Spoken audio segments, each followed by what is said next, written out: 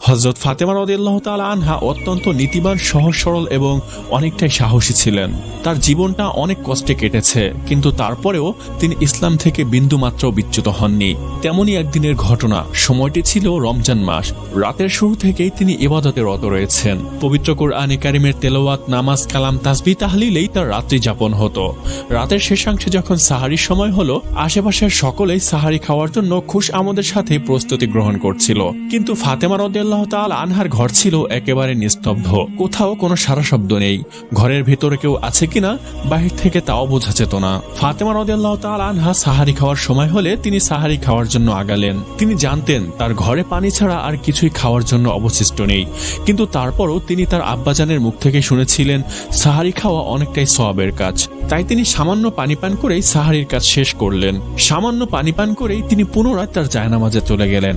সেখানে গিয়ে তিনি মহান আল্লাহ রব্বুল আলামিনের দরবারে ফরিয়াদ করতে লাগলেন এবং বলতে লাগলেন, হে মহান আল্লাহ রব্বুল আলামিন, হে পরওয়ারদিগার, আপনি যদি আমাদের ভাগ্যে দুঃখ, কষ্ট, অভাব, অনটন রেখে থাকেন তাহলে সেটাই আমাদের জন্য রহমত স্বরূপ।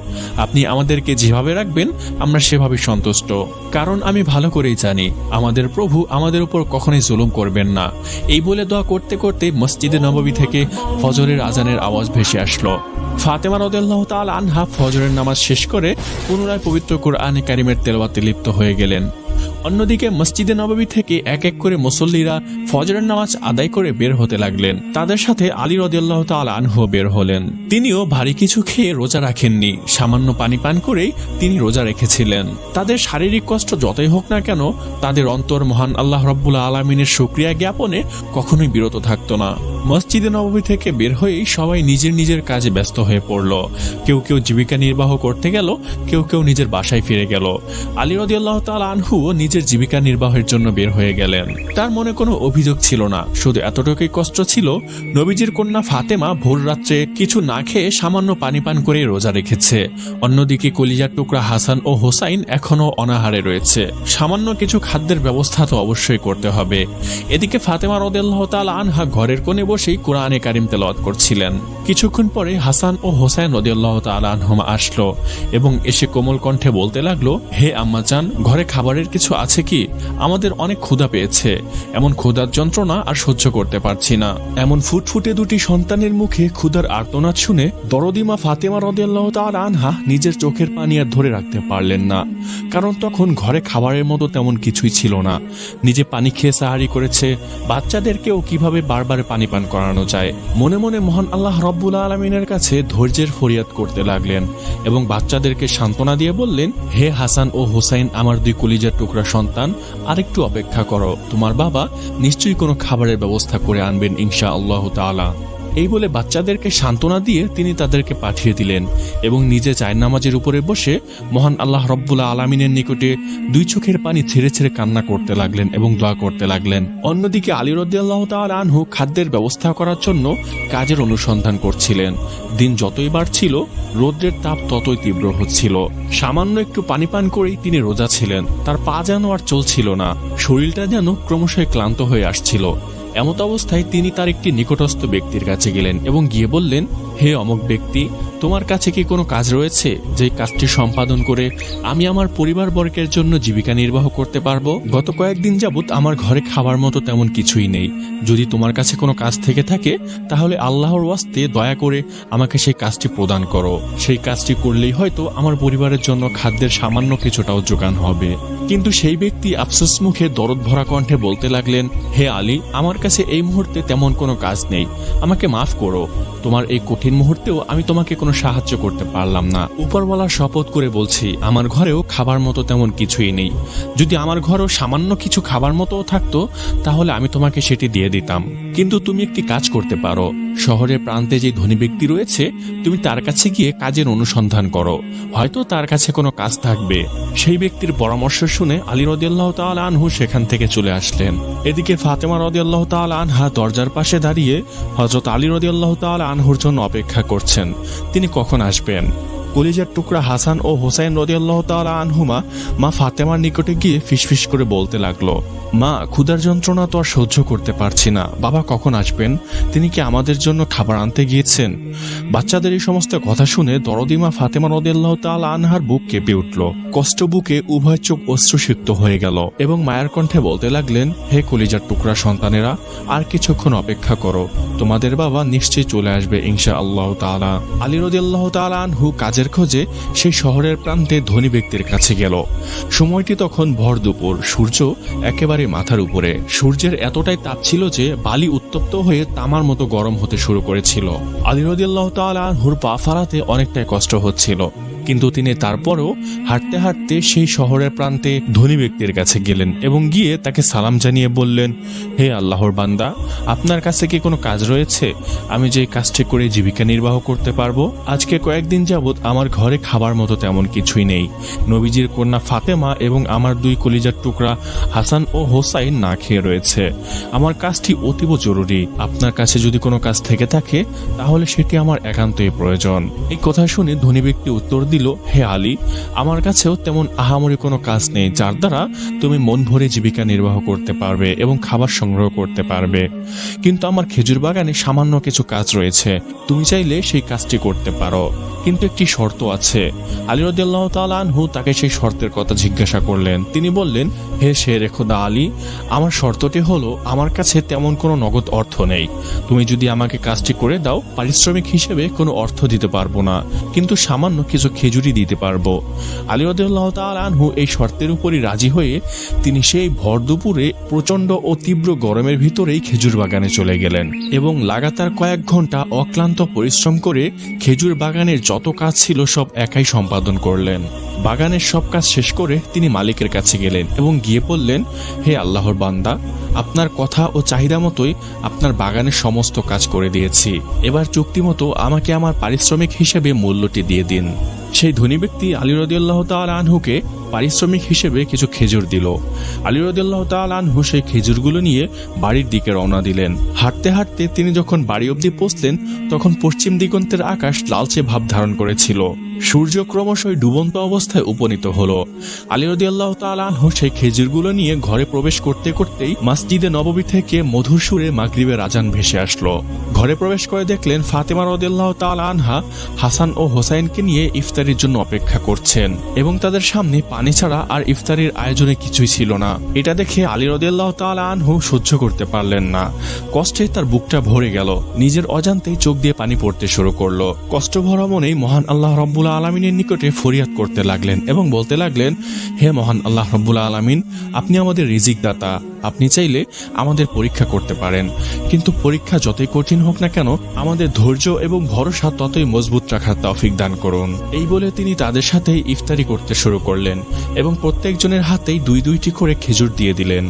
খেজুর মুখে নিয়ে ইফতার শুরু করবে এমত অবস্থায় দরজার সামনে একজন ভিক্ষুক এসে উপস্থিত হলো এবং করুণ কণ্ঠে বলতে লাগলো, হে মা, আপনি কি ঘরে আছেন? গত কয়েকদিন যাবৎ কিছুই খেতে পাইনি। ক্ষুধার যন্ত্রণা আর সহ্য করতে পারছি না। দয়া করে আমাকে কিছু খেতে দিন। দরদি মা ফাতেমা রাদিয়াল্লাহু তাআলা আনহার মন ছিল অত্যন্ত কোমল। তিনি কারো কষ্ট দেখতে পারতেন না। ভিক্ষুকের কথা শুনে আলী রাদিয়াল্লাহু তাআলা আনহুকে বলতে লাগলেন, হে স্বামী, আপনি এই খেজুরগুলো ভিক্ষুককে দিয়ে দিন। আলী রাদিয়াল্লাহু তাআলা আনহু অবাক চোখে তার দিকে তাকিয়ে রইলেন এবং বলতে লাগলেন, তাহলে তুমি কি খাবে? তিনি বললেন, আমি পানি দিয়ে ইফতার করে নিব। আপনি এই খেজুরগুলো ভিক্ষুককে দিয়ে দিন। হতে পারে সে আমাদের থেকেও বেশি দিন যাবৎ না খেয়ে রয়েছে। তাছাড়া আমরা তো শুধু মহান আল্লাহ রাব্বুল আলামিনের সন্তুষ্টির জন্যই রোজা রাখি। ফাতেমা রাদিয়াল্লাহু তাআলা আনহার কথা শুনে আলী রাদিয়াল্লাহু তাআলা আনহু তাকে আর কিছু বললেন না। তিনি খেজুরগুলো নিয়ে সে ভিক্ষুককে দিয়ে দিলেন এবং মনে মনে দোয়া করতে লাগলেন, হে মহান আল্লাহ রাব্বুল আলামিন, আপনি আমাদের এই দানকে কবুল করুন। সেদিনের মতে তারা পানি দ্বারাই ইফতারের কাজ শেষ করলেন। পরের দিনও ফাতেমা রাদিয়াল্লাহু তাআলা আনহা শুধু পানি দ্বারাই সাহারি করলেন, কারণ ঘরে খাবার মতো তেমন কিছুই অবশিষ্ট ছিল না। সামান্য খেজুর যা এসেছিল তার সম্পূর্ণটাই দান করে দিয়েছিলেন। সাহারির কাজ শেষ করে তিনি পুনরায় কোরআন তেলাওয়াত এবং ইবাদতে মশগুল হয়ে গেলেন। সকালবেলা আলী রাদিয়াল্লাহু তাআলা আনহু কোথাও থেকে ইফতারির জন্য কিছু আটা সংগ্রহ করে আনলেন এবং ফাতেমা রাদিয়াল্লাহু তাআলা আনহা সেই আটাগুলো দিয়ে রুটি তৈরি করলেন। আটার পরিমাণ এতটাও বেশি ছিল না, তাই রুটির সংখ্যাও বেশ কমই ছিল। ইফতারের সময় হলে চারদিকে ইফতারের আয়োজন চলছিল। আলী রাদিয়াল্লাহু তাআলা আনহু এবং হাসান ও হোসেন রাদিয়াল্লাহু তাআলা আনহুমাও ইফতারের জন্য বাড়ির দিকে রওনা দিচ্ছিলেন। ঘরে বসে ফাতেমা রাদিয়াল্লাহু তাআলা আনহা সেই সামান্য কিছু রুটি এবং পানি নিয়েই ইফতারির আয়োজন করে অপেক্ষা করছিলেন। শুকনো রুটিগুলো ভিজিয়ে খাওয়ার জন্য পানি ছাড়া কোনো তরকারি বা অন্য কিছুরও আয়োজন ছিল না। এজন্য পরীক্ষার এক মহা সময় চলছিল। ইফতারের সময় হয়ে গেল। সবাই দুটি করে রুটি নিলেন, মুখে দিবেন এমত অবস্থায় দরজার সামনে আবারও একজন ভিক্ষুক এসে উপস্থিত হলো এবং বলতে লাগলো, হে মা, কয়েকদিন যাবৎ না খেয়ে রয়েছি, শুনেছি তোমরা অনেক দানশীল, গরিব দুঃখী অসহায়দেরকে দান করো। এই কথা শুনে তোমাদের দরজার সামনে এসেছি। হে মা, যদি তোমার ঘরে খাবার কিছু থাকে তাহলে আল্লাহর ওয়াস্তে আমাকে সেটা দান করো, ক্ষুধার যন্ত্রণা আর সহ্য করতে পারছি না। ভিক্ষুকের এই ক্ষুধার্ত মুখের আর্তনাদ শুনে মা ফাতেমা রাদিয়াল্লাহু তাআলা আনহা আর সহ্য করতে পারলেন না। তিনি তার স্বামীকে ডেকে বললেন, হে স্বামী, না জানি এই ভিক্ষুক কতদিন যাবৎ না খেয়ে রয়েছে, আপনি এই রুটিগুলো ওই ভিক্ষুককে দিয়ে আসুন। এই কথা বলতে লাগলেন আর তার অনানুভূতিতেই তার চোখ দিয়ে পানি পড়তে লাগলো। আলী রাদিয়াল্লাহু তাআলা আনহু তাকে জিজ্ঞাসা করলেন, হে ফাতেমা, তাহলে তুমি কি খাবে? ফাতেমা রাদিয়াল্লাহু তাআলা আনহা তার কথার উত্তর দিয়ে বললেন, হে স্বামী, আমাদের উদ্দেশ্য হচ্ছে মহান আল্লাহ রাব্বুল আলামিনকে সন্তুষ্ট করা। আমরা এই কাজের জন্য পৃথিবীতে এসেছি, তৃপ্তি সহকারে পানাহার করে আরামায়েশের সাথে জীবনযাপন করার জন্য আসিনি। মহান আল্লাহ রাব্বুল আলামিনের রহমতে এই পানি দিয়েই আমার ইফতারির কাজ শেষ হয়ে যাবে।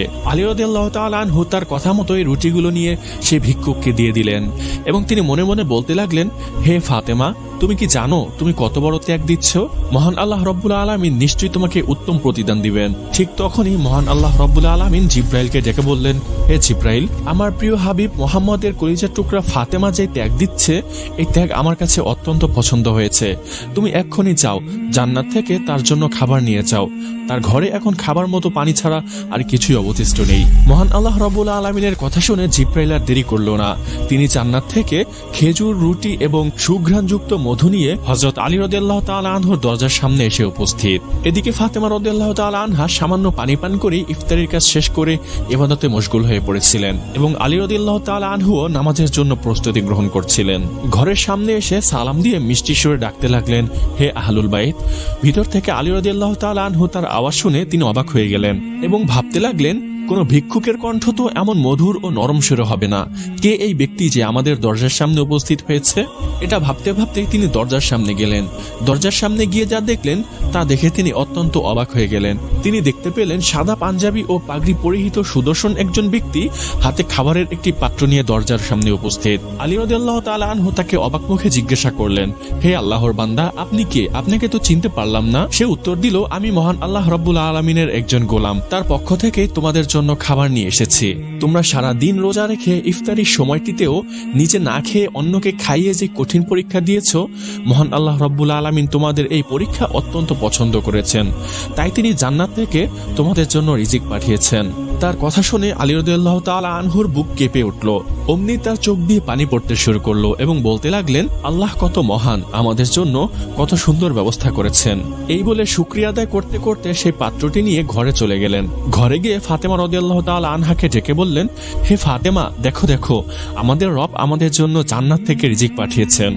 ফাতেমা রাদিয়াল্লাহু তাআলা আনহা এই কথা শুনে অনেকটি অবাক হয়ে গেলেন। তিনি ধীরে ধীরে হাঁটতে হাঁটতে সেই পাত্রর কাছে এসে যখন দেখলেন এটি মহান আল্লাহ রাব্বুল আলামিনের পক্ষ থেকেই এসেছে, তার চোখ দিয়ে পানি পড়তে শুরু করলো। তিনি অশ্রুসিক্ত নয়নে বলতে লাগলেন, এত সুন্দর ও সুঘ্রাণময় খাবার নিশ্চয়ই এটি জান্নাত থেকেই এসেছে।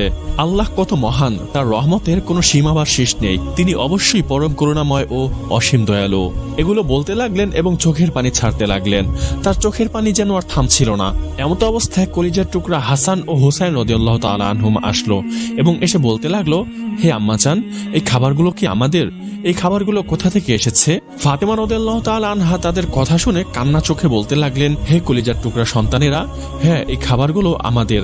মহান আল্লাহ রাব্বুল আলামিন আমাদের জন্য উত্তম রিজিক পাঠিয়েছেন। চলো আমরা সবাই মিলে মহান আল্লাহ রাব্বুল আলামিনের শুকরিয়া আদায় করি এবং তার উত্তম রিজিক আহার করি।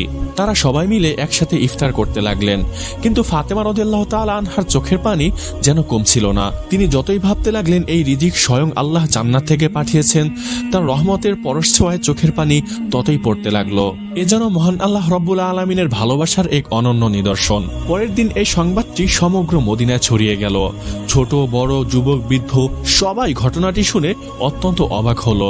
এমনকি ফাতেমা রাদিয়াল্লাহু তাআলা আনহার পিতা মুহাম্মদ সাল্লাল্লাহু আলাইহি ওয়াসাল্লামও বিষয়টি শুনতে পেলেন। ঘটনাটি শুনে অনেকেরই আল্লাহর প্রতি বিশ্বাস আরো দৃঢ় হলো এবং ঈমান বৃদ্ধি পেল। অন্যদিকে যারা ইসলামকে নিয়ে হাসি ঠাট্টা করত তারা বিষয়টিকে সমালোচনায় পরিণত করলো। সমালোচনা যেন দিন দিন আরো বেড়েই চলেছিল। এক পর্যায়ে যখন নবী করিম সাল্লাল্লাহু আলাইহি ওয়াসাল্লাম শুনতে পেলেন, তখন তিনি মানুষদেরকে ডেকে বলতে লাগলেন, হে লোক সকল, তোমাদের কি বিশ্বাস হয় না মহান আল্লাহ রব্বুল আলামিন এমন অলৌকিক বিষয় ঘটাতে পারেন? যে আল্লাহ মেরাজের রাত্রে আমাকে 7 আসমান সফর করাতে পারেন এবং বিভিন্ন নিদর্শনাবলী দেখাতে পারেন, সেই আল্লাহকে কারোর জন্য জান্নাত থেকে রিজিক পাঠাতে পারেন না? তাছাড়া আমার কলিজার টুকরা ফাতেমা জান্নাতি মহিলাদের সর্দারিনী, তাকে মহান আল্লাহ রব্বুল আলামিন যতটা মর্যাদা দান করেছেন তা একেবারেই অতুলনীয়। এই ঘটনাটি তারই একটি বহিঃপ্রকাশ। তাই তোমরা এই ব্যাপারে কেউ সন্দেহ পোষণ করো না। মহান আল্লাহ রাব্বুল আলামিন চাইলে সবই সম্ভব।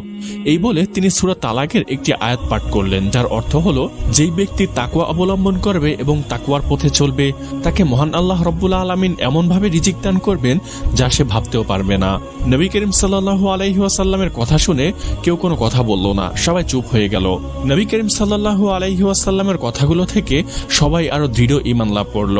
ঘটনাটি যখন সমগ্র মদিনায় ব্যাপকভাবে ছড়িয়ে গেল এবং আশেপাশেরও কিছু এলাকায় ছড়িয়ে গিয়েছিল, তখন কাফের মুনাফিকরা রাগে ক্রোধে অগ্নিশর্মা হয়ে গেল এবং তারা তাদের সদস্যদেরকে ডেকে বলতে লাগলো, হে লোক সকল, তোমরা কি দেখেছো মোহাম্মদের মেয়ে ফাতেমা যতটা মর্যাদা লাভ করেছে তা অন্য কোনো মেয়ে দুনিয়াতে পায়নি।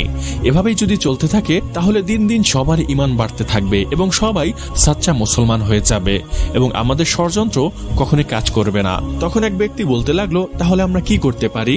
তখন সে বলল, তোমরা সকলে মদিনার অলিগলিতে গিয়ে এই বিষয়টি মিথ্যা গল্প বলে প্রচার করবে এবং বলবে, হয়তো ফাতেমা স্বপ্ন দেখেছে এবং মোহাম্মদ তার মেয়ের মর্যাদা বাড়ানোর জন্য এই সমস্ত তোমাদেরকে ভুলভাল বুঝিয়ে বলছে।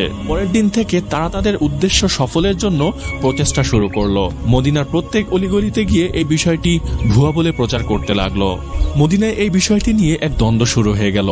বিষয়টি যখন ফাতেমা রাদিয়াল্লাহু তাআলা আনহা জানতে পারলেন, তিনি অনেকটাই কষ্ট পেলেন এবং জায়নামাজের উপরে বসে হু হু করে কান্না করতে লাগলেন এবং মহান আল্লাহ রাব্বুল আলামিনকে বলতে লাগলেন, হে মালিক রব্বানা, আপনি আমাকে যে সম্মান দান করেছেন এটার আমি কখনোই যোগ্য ছিলাম না। আমার তো জগতে কোনো নিয়ামতের দরকার ছিল না, আমার শুধু একটা জিনিসই দরকার ছিল, সেটা হচ্ছে আপনার সন্তুষ্টি।